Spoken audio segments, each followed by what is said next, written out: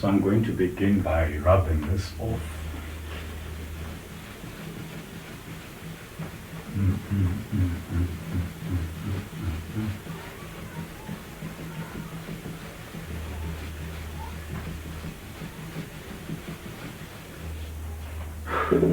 Okay. Okay. So I've been waiting for this video. I've been waiting for this video. Like I've really been waiting for this video. Now, in this video, we're going to talk about space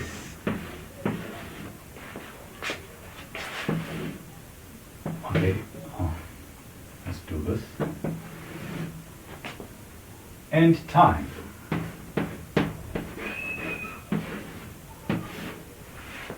This is what we're going to talk about in this video. Space and time. Now, I'm laughing because I'm really excited. I've been waiting, like impatiently in here. Okay, so we're going to talk about space and time. Now I know there are a lot of videos on space and time over the internet, all over YouTube. There are a lot of videos on space and time. But from my own perspective, those videos do not provide you with the right framework of thinking about physics. If anything, they might lead you to get a bit confused on how you should visualize space and time when you are working with physics. So in this video, I'm going to try to correct that. I'm going to try. Please let me know in the comments if I've helped you. Now, we're going to talk about space and time. Okay, let me rub this.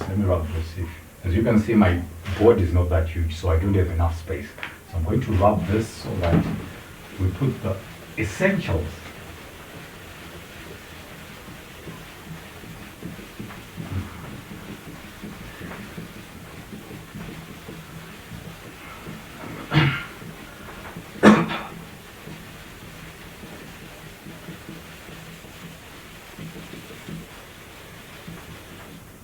Oh, okay. This is work.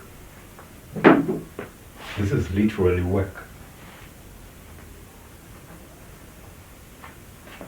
All right. Now, I'm going to change, perhaps, I do not know, maybe your mind has already been changed, but I believe I'm going to change how a lot of people view space and time. I'm going to change the way a lot of people view space and time. But if your mind has already been changed in that perspective, that's good. Okay, so in order to really understand space and time, we have to look at a certain paradox by Zeno. Is it Zeno of Eli or Zeno of Elia? Let me know in the comments. I do not know if it was Zeno of Eli or Zeno of Elia. Please let me know in the comments how you pronounce, how you spell it. Zeno of Eli or Zeno of Elia. I'm trying to think. Is it E-L-I or E-L-E-A? Zeno of Eli or Zeno of Elia. Now, I'm going to say Zeno of Eli.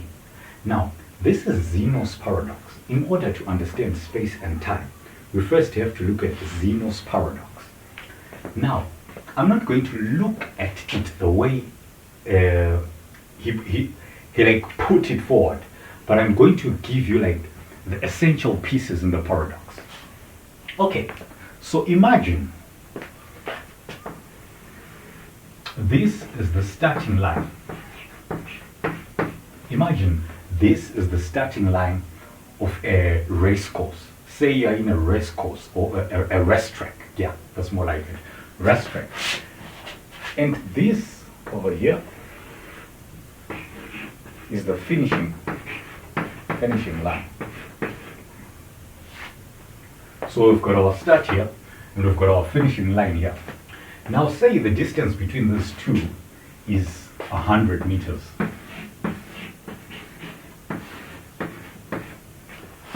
100 meters. And this is you. This is you. Where do we put you? Okay, we're going to put you here. This is you. Now, you want to run 100 meters. Here is Zeno's paradox. Zeno's paradox goes something along the lines of this. No matter how hard you try, you won't be able to finish the race. No matter how athletic you are, no matter how strong you are, no matter how prepared you are to complete 100 meters, basically Zeno's paradox says you won't be able to complete the 100 meters, let alone maybe 5 meters. Okay, let me get into the details so that you understand. Why am I talking about Zeno's paradox? It helps sort of put all the nuances, or how do I tell them?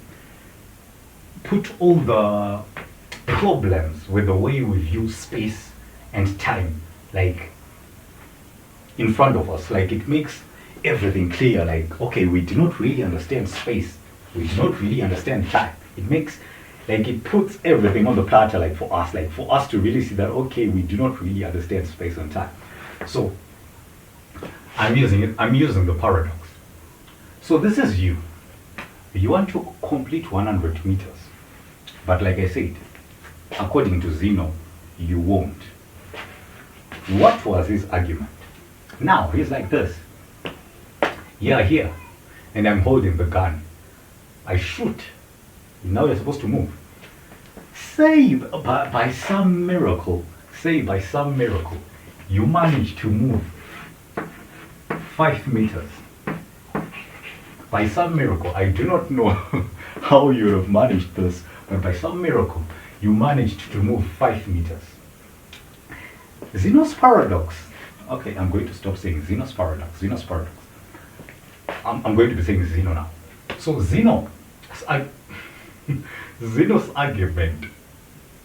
Okay, Zeno's paradox. I'm going to continue saying Zeno's paradox. You just have to say it. Sorry. Okay. So according to Zeno, say you miraculously get to move 5 meters. According to Zeno now, let's say you want to move another 5 meters. Let's put it this way. Now this is not to scale, obviously. This is not to scale. Let's say you miraculously move 5 meters and you want to move another 5 meters. Then, according to Zeno, he says, for you to move like the next 5 meters, you first have to move like 2.5 meters before you can complete this 5 meters. Again, we do not know how you got here. We do not know how you got here. But I was just assuming that I fired the gun and somehow you were able to cover 5 meters. Now we're dealing with the situation. You are here now. That's where we're beginning to look at the situation. You're here. So according to Zeno, before you cover the next 5 meters, you first have to cover 2.5 meters. Or let me put it this way.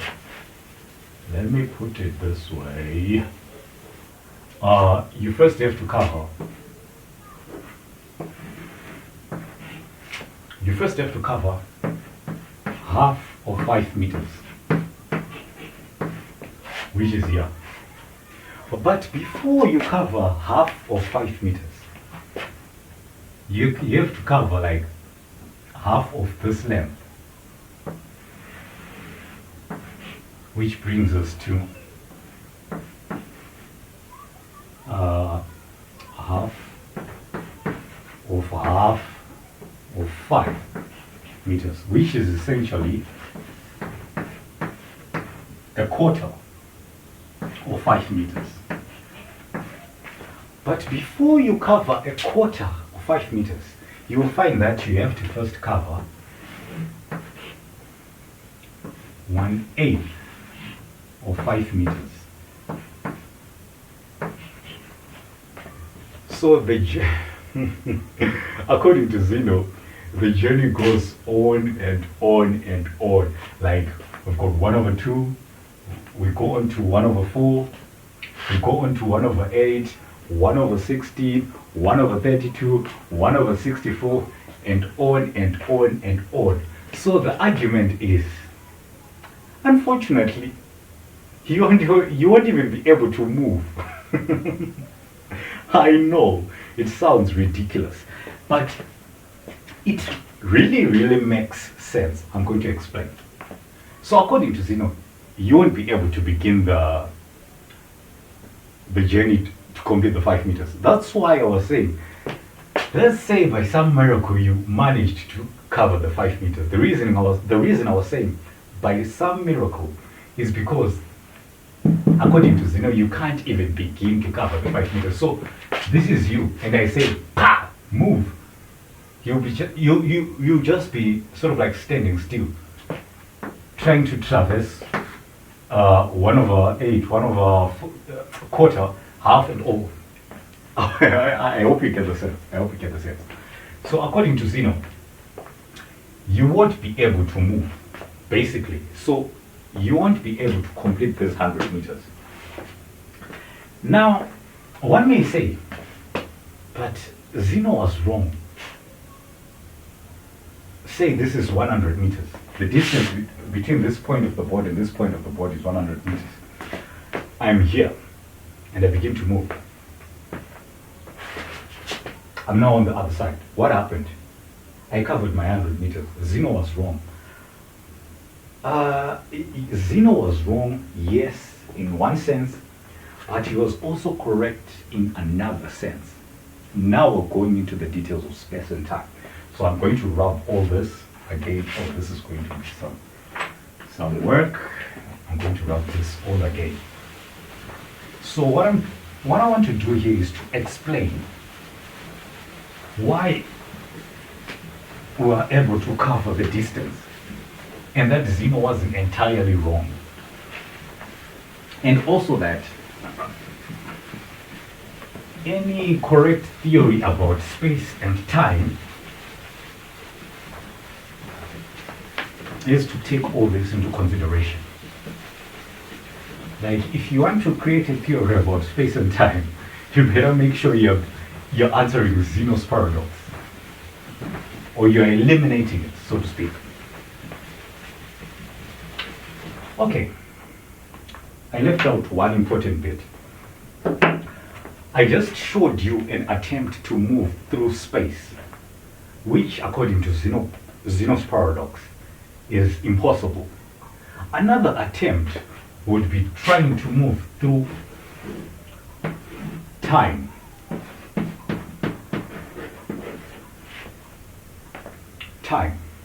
Now, time always flows. Everybody knows that. Say we've got 0 here. We've got 1, 2, 3, 4, and so on, saying these are in seconds, for example. According to Zeno, the same thing happens when we look at time. We won't be able to move through time for the very same reason we won't be able to move through space. That is, before you reach 1 second, like a duration of 1 second, you first have to go like, you first have to hit this point, this midpoint of 0.5 seconds. But before you hit 0.5 seconds, you have to hit a quarter. But before you hit a quarter, you have to hit 1/8 of a second. Before you hit 1/8, you have to hit 1/16, 1/32, 1/64, like we said. So Zeno's paradox, in this sense, doesn't only apply to space alone. It applies also to what? To time. So, in other words, according to Zeno, space and time are nothing but an illusion. But we're going to show that this is not true.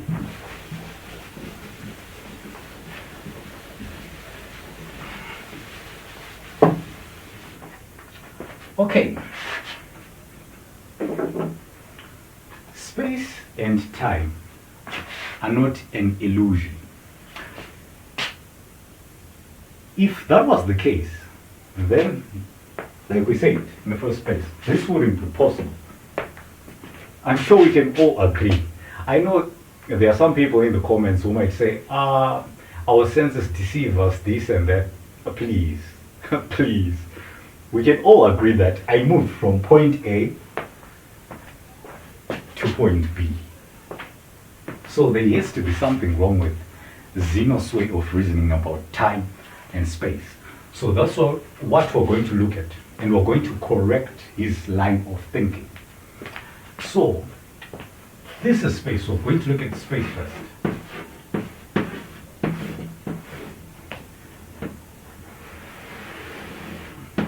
So this is space. So, okay, so I had to take a refresher there. I had to cut the video. So I'm back to the point where I was talking about space. So say we've got a line stretching through space.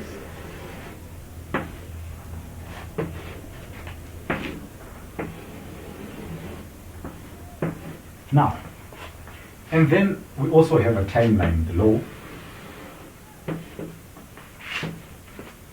So time, I'll label this time, and I'll label this length. And by length I just mean a certain segment in space. Now, Zeno was right. I remember I said, was Zeno correct? It's a yes and no. What was Zeno correct about? Zeno was correct about the fact that space is continuous. Like, we've got an infinite number of points in space. Again, time is continuous. We've got an infinite number of points in time. But the reason we do not win the race, the reason we do not complete the 100 meters, is not because the reasoning we're using about length and time is wrong. But what is wrong is our reasoning about motion. Motion is not continuous. Motion is discrete. What do I mean? Space is continuous. Now, if motion was continuous, then, as Zeno put forward, we wouldn't complete the race. The only reason we're able to complete the race, the only reason I'm able to move from point A to point B is because motion is not continuous. Motion is discrete. What do I mean by motion is discrete?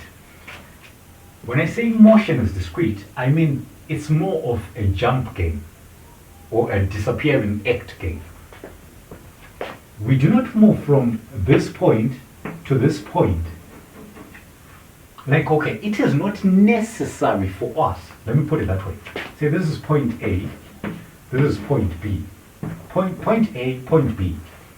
Say we have to move from point A to point B.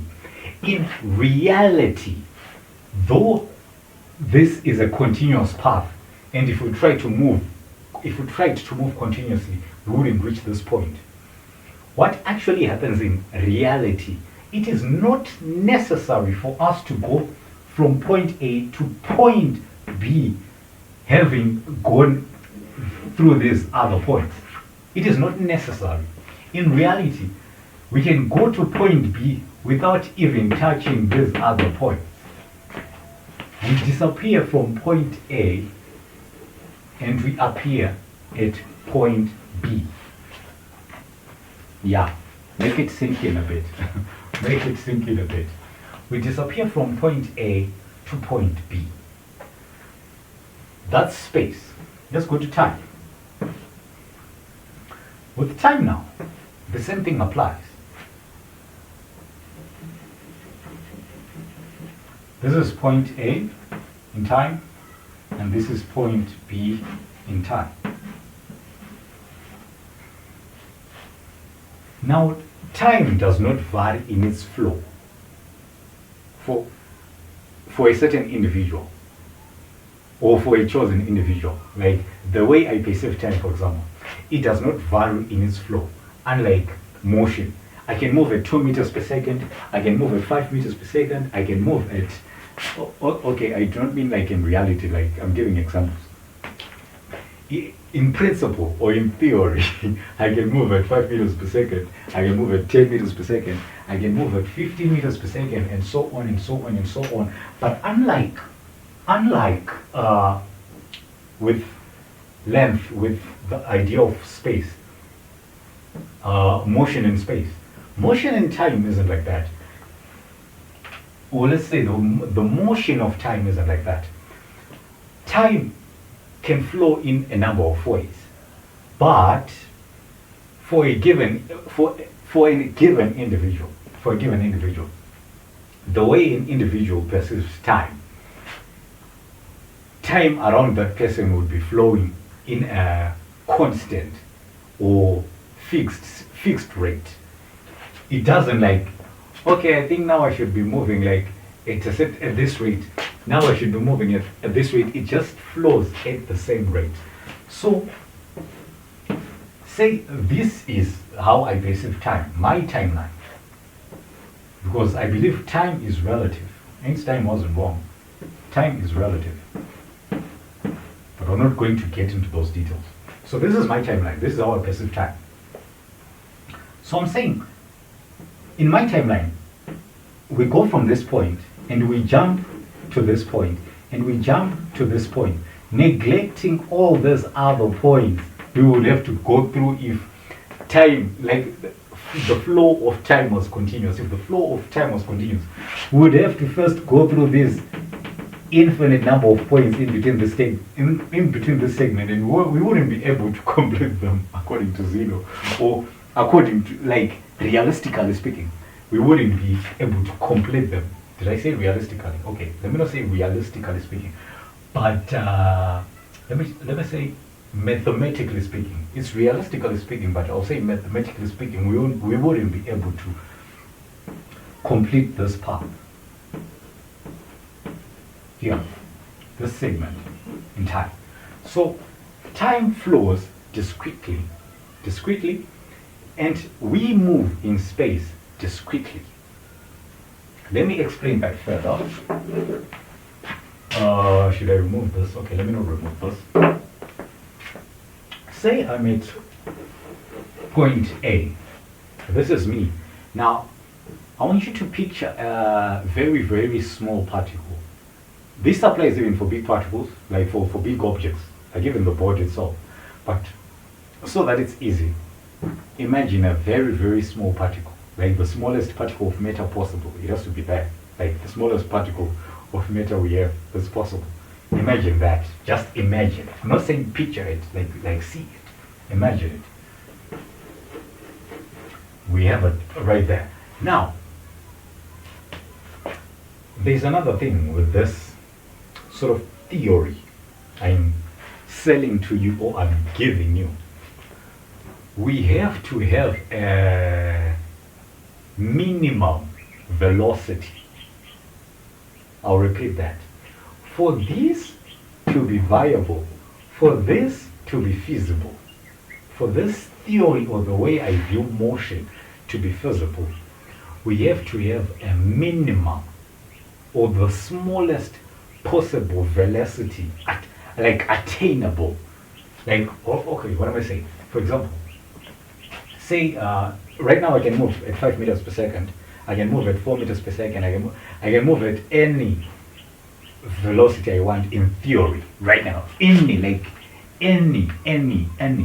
Now, when you're viewing velocity in this manner, and I believe this is the right way to view motion, we have to have a minimum velocity. What do I mean? Say the minimum or the smallest velocity is, I'll call it Vm. Say it's 1 meters per second. What I mean when I say we have to have a minimum or the smallest possible velocity is at no point whatsoever do we expect to find matter which is in motion, or any object whatsoever which is in motion. We do not expect it at any point whatsoever to find it moving at a velocity of 0.5 meters per second. That's what I mean when I say we have to have a minimum velocity or the smallest possible velocity. If this is the minimum velocity, then according to the structure of this reasoning, we do not, like at any point in time, at any point whatsoever, we do not expect to see matter moving at a velocity less than this. No 0.5, no 0.8, no 0.85, no 0.257654321, no, nothing like that. We do not expect to find anything like that. So for this structure of reasoning to work, we have to have a minimum velocity. Now, I do not think you will find what I'm saying anyway, like even in publications or what. If anyone has published this work, that's fine. But as far as I'm concerned, I haven't come across this work. This is original work. To others maybe who are deep thinkers, who have researched further, they might have come across this line of reasoning. But as we progress further, you will discover that, okay, this is original work. Now, in order for us to carry on in this line of thinking, we have to have a minimum velocity possible. Why? You might be thinking, why is it necessary, if we're saying motion is discrete, why is it necessary that we have a minimum attainable velocity?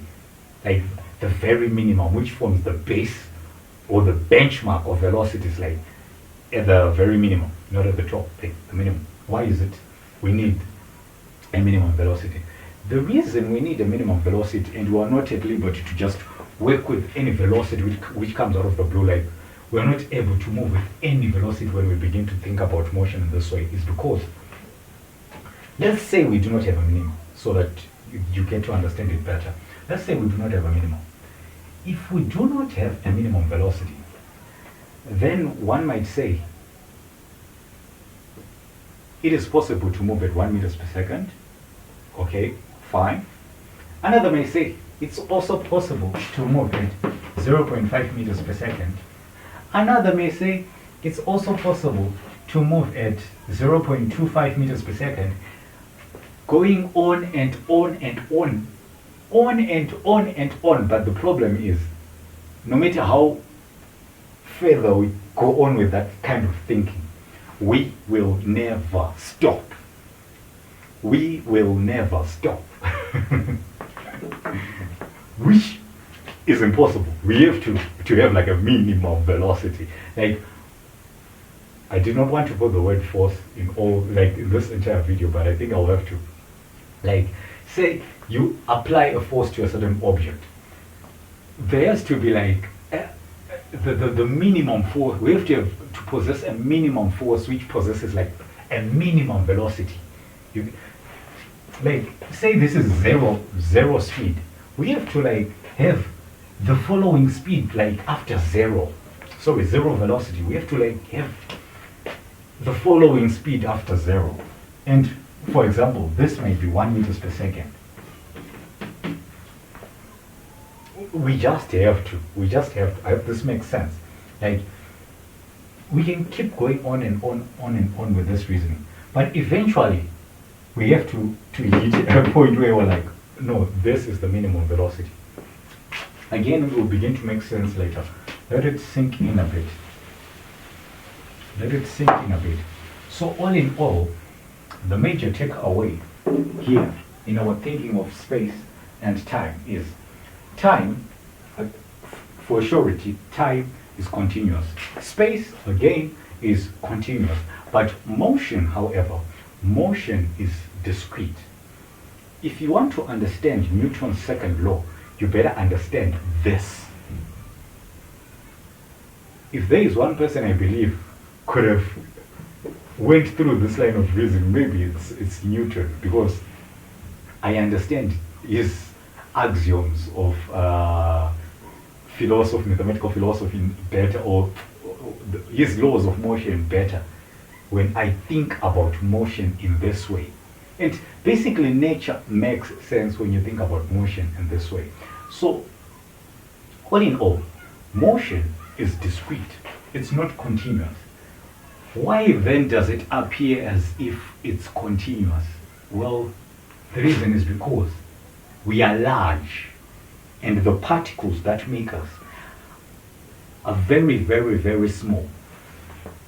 For example, I want you to look at this. Let me rub this.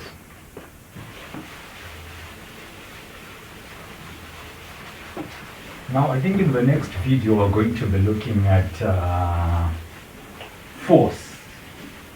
Maybe force and Newton's second law, or Newton's laws in general.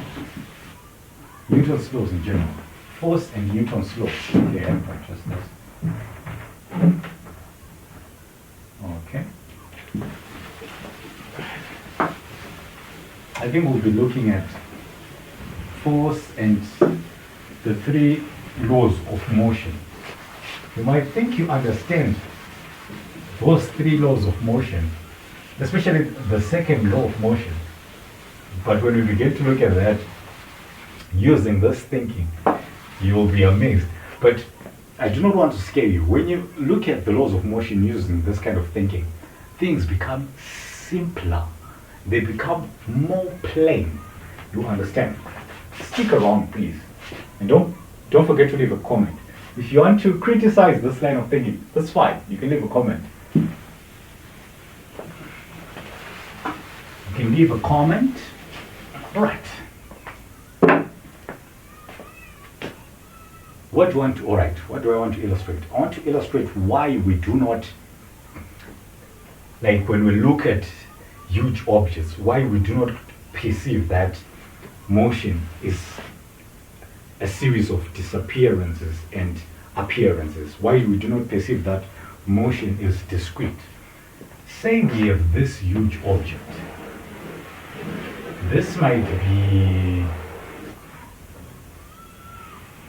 be a ball. Let's say it's a ball.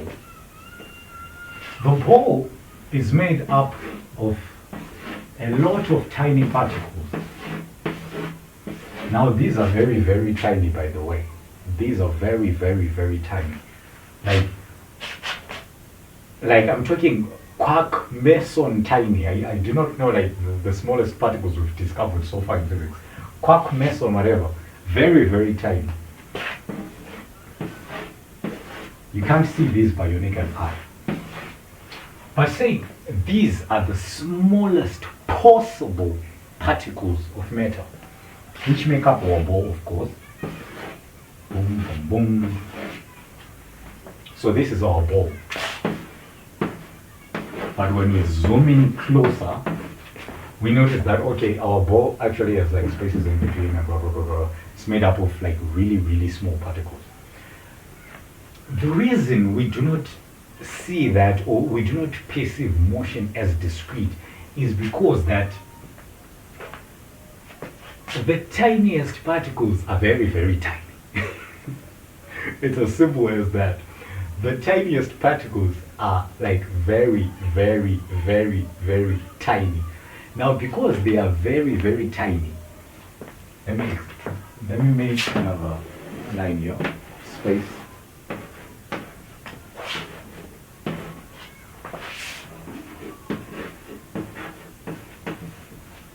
Now, this is our ball. Our ball wants to move from point A to point B.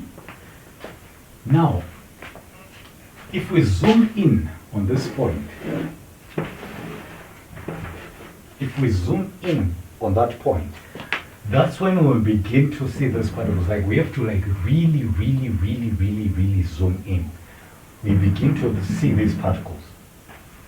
So for example, we're zoomed in on that point, and we see one particle here in the ball. We see one particle.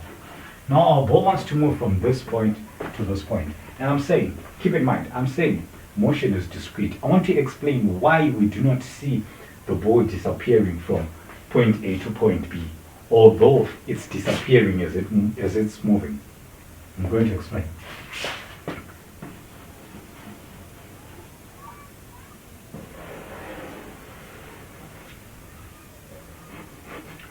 Okay.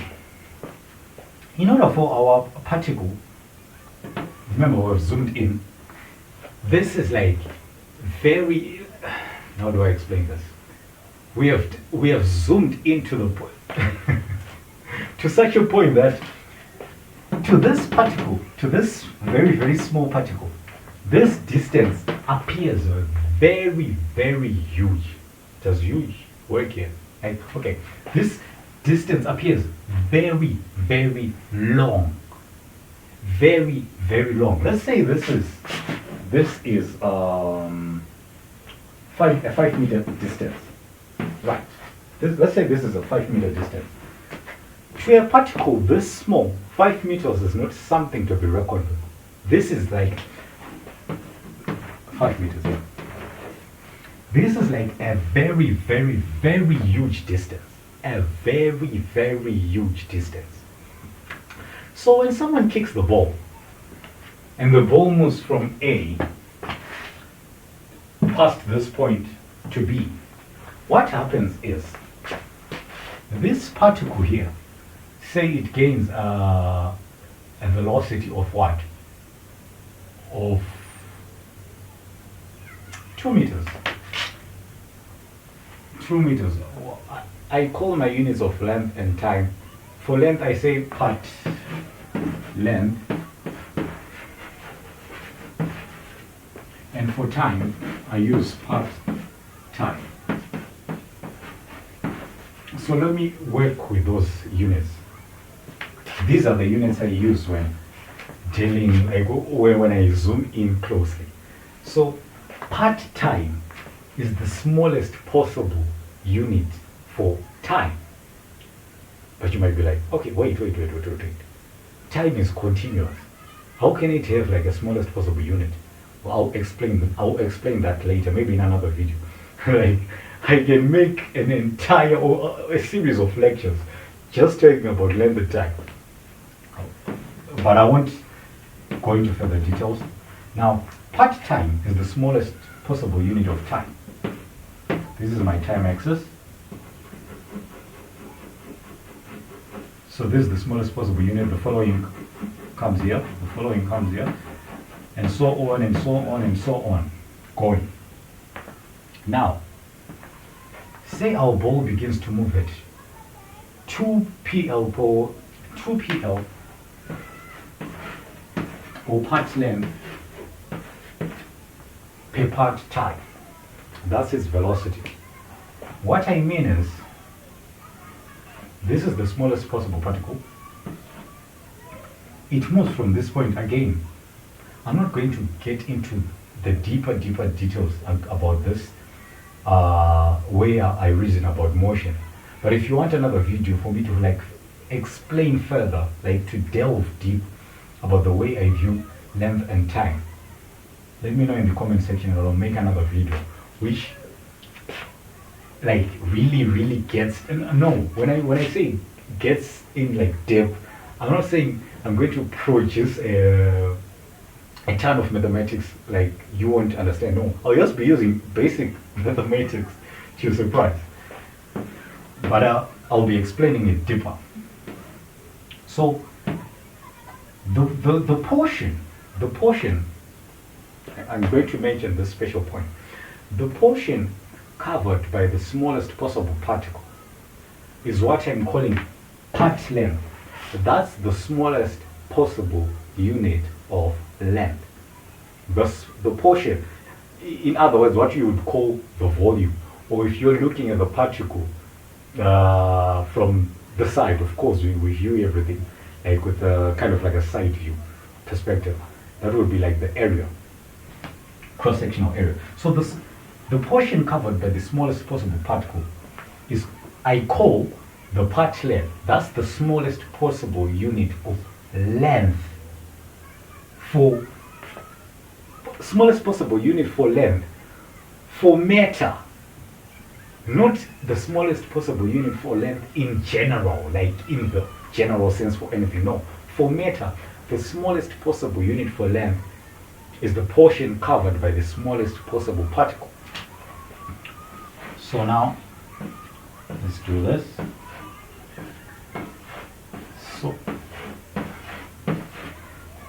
So this is the smallest possible unit of length. The same applies here, the same applies here, the same applies here, the same applies here. So when I say this particle is moving at two parts length per time, what I'm saying is it moves from this point and covers these two portions in space. Or in other words, it moves from this point and jumps to this point. Moves from this point and jumps to this point. And from this point, it jumps to this point. And from this point, it jumps to this point. Now, while it's jumping from this point to this point, jumping from this point to this point, time is moving, time is flowing. So when it's here, when it's at this point, it is at this point in time. Let's call it T1. When it's at this jump, it's at T2. When it's at this jump, it's at T3. So T3, and so forth and so forth and so forth. Now, remember I said, to this particle, 5 meters is very, very, very, very long. Very, very, very, very long. Now, being very, very long, look at our ball. We've got a ton of these small particles, like a ton. Ton does not begin to like mention it. We've got an immense number of these tiny particles making up our ball. So when you kick the ball and it begins, each particle begins to move at 2 part lengths per part time. The same applies for every other particle. Every other particle begins to make a jump, a jump, a jump, a jump. But why don't we notice these jumps by the naked eye? The reason we do not notice the jumps is the distance from this point. Remember, this is zoomed in. This distance from this point to this point, which is the distance between the successive jumps or disappearances, is very, very, very tiny. Like very, very, very tiny. Very tiny. Very tiny. So for objects with how can I say, for objects moving at significant velocities, what it means is the particles making up those objects have to be covering, like making huge leaps, making huge jumps in space. Like say from jumping from this point to, okay, maybe we're here. Maybe they're jumping from this point to this point, jumping from this point to this point, like but if you find something making those leaps, that thing is like moving it undescribable speed, maybe close to the speed of light or something. So the reason we do not see the jumps in everyday objects is because for any given object, any given everyday object, huge object, say it moves at a velocity of 3 meters per second, what would be happening is these guys over here are making leaps in space, but the distances between each leap are so small that we cannot perceive them by sight. That's why we won't be able to perceive the jumps the overall jump of the ball as a whole by sight. The reason is because the leaps, the distance between successive leaps is so tiny, so tiny, to such an extent that it appears as if the ball is moving continuously. I hope I made things a bit clear. I know this line of thinking is still new to me. It's still new to me. I'm still trying to get everything lined up correctly, or get used to the line of thinking so that I may explain it to others more easily. I think the more I begin to explain this line of thinking to a lot of people, like repeatedly, the more I'll find it easier to really explain it like in a more concise manner. So that's basically it, guys. That's basically it about time, space, and motion. So in summary, time is continuous, space is continuous, but the motion, which is like the grand theme when it comes to science, the grand theme when it comes to nature, the motion is not continuous. The motion is discrete. So back to Zeno now. Back to Zeno. Zeno 100. Will we complete this 100-meter race? Of course. Why? Because the particles that make us up, the moment we begin to move, the moment we begin to engage in motion, they begin to leap, to disappear from one point to another. They do not move in a continuous fashion. They do not try to traverse every possible point in space, which is impossible. Only God can do that, I believe. They do not try to do that, the particles that make us up, but they make leaps. Because they make these leaps, it is possible for us to move from point 0 to point 100. Now, I want you to go and search for Zeno's paradox. Like, try to understand it. If you try to really reason about, like, get the way Zeno was reasoning, and then come back to the way I think about motion, I believe you'll begin to understand this better. You'll be able to appreciate this better. So this line of thinking about motion, at first I termed it the discrete theory.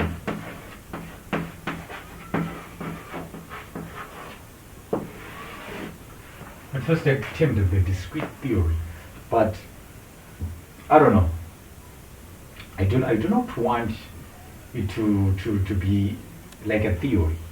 I'm not establishing a theory here, but it's a line of reasoning for me. For me, it's more of like a line of reasoning, because time and space are the foundations of the behavior of matter.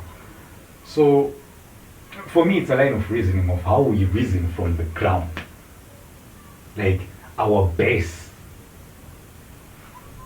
It's not like a theory, but yeah, you can call it a theory, whatever makes you feel good. You can call it a theory.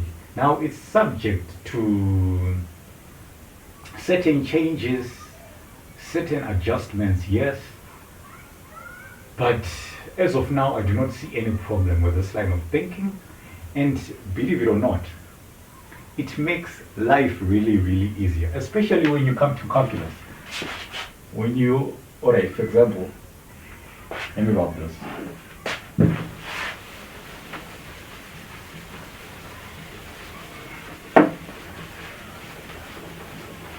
Okay.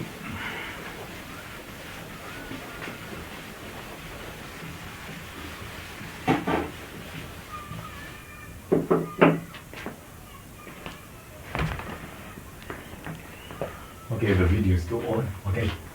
Especially when you come to, okay, no. I do not want to spoil the surprise, so I'm going to wrap this. I'll talk about this in another video. But the advantage of thinking about motion in this way is when you come to things like dy, okay, calculus in general. I believe you might have come across the chain rule where you're told, for example, dy is equal to dy over dt times dt over dx, and this being the chain rule, say we had a function of t and a function of x there. We are told that, this is the chain rule, right?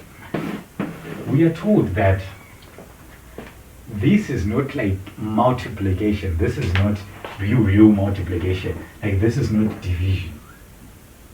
That's what we were told. This is not multiplication, this is not division.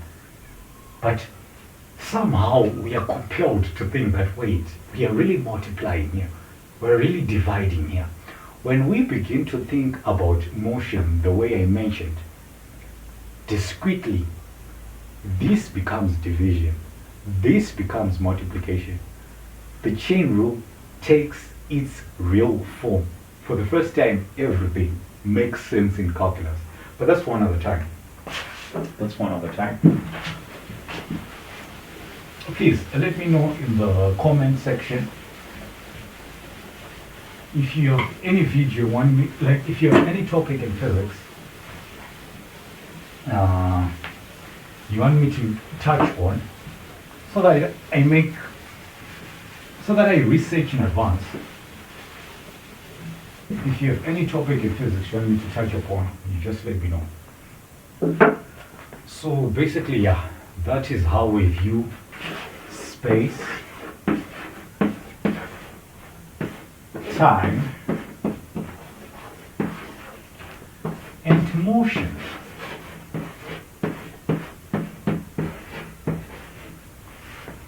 So in the next video, I think we'll be looking at Newton's laws. I think in the next video, let me know what you want. In the next video, I think we'll be looking at Newton's laws. 1, 2, 3, and the idea of force in general.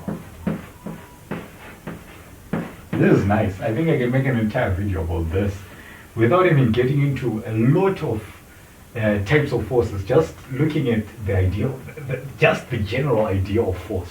It's really nice. I don't know, maybe I'll start with this so that you understand this better. Because to be honest, I haven't come across any material in physics, like textbooks or lectures, that really explain this true really, really well. Really, really well. I haven't come across such a material or even a video. So I think between these two, or the next video will be covering both of these aspects. But traditionally, before we cover Newton's second law, or before people cover Newton's second law, they cover Newton's first law. So we'll see, maybe we'll just, but there isn't much to Newton's first law. So we'll cover Newton's first law. I'm not saying it's not important, it's very important, but we do not have to say much about it as compared to Newton's second law, force, momentum, energy, and all. We've got a bunch of interesting videos coming. So you just let me know in the comment section if you have any question. Let me know. Anything you want to correct, let me know. Now, what I've just shown you, the discrete theory, it has certain implications which, if you try to reason further, like if you sit down and try to reason further, like the implications it brings in physics, you'll find it interesting. You can attempt to do so. You'll find it interesting, but I believe this will make thinking about physics easier. And if you're a person who is intimidated by equations, like the laws of the secular equations for the secular motions and stuff, like the way they are derived, not the equations themselves, but the way they are derived, if they do not like immediately cut to your intuition, cut through your intuition, when you begin to think about physics this way, things will begin to make sense. So thank you guys.